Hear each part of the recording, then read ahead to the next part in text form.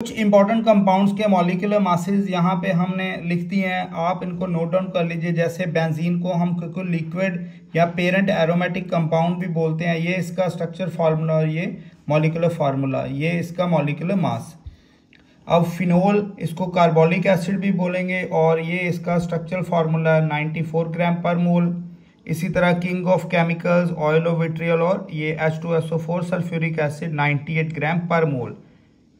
इसी तरह से इथेनॉल, जिसको हम इथाइल अल्कोहल, ग्रेन अल्कोहल, या हम इसको ये इथेनॉल मतलब 1 नंबर पे OH लगा है, इसको 46 ग्राम पर मोल मॉलिक्यूलर मास हमने याद रखना है। मीथेनॉल, मिथाइल अल्कोहल या वुड स्पिरिट, तो ये 32 ग्राम पर मोल।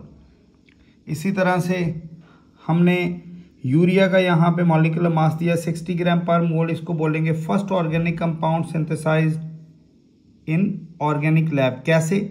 ये वाइटल फोर्स थ्योरी के अकॉर्डिंग ऐसा था कि कोई भी ऑर्गेनिक कंपाउंड लैब में सिंथेसाइज नहीं हो सकता, बट वोहलर ने क्या किया, यूरिया को लैब में सिंथेसाइज कर दिया। तो ये वाला ऑर्गेनिक कंपाउंड यूरिया, इसका फार्मूला NH2CONH2 60 ग्राम पर मोल।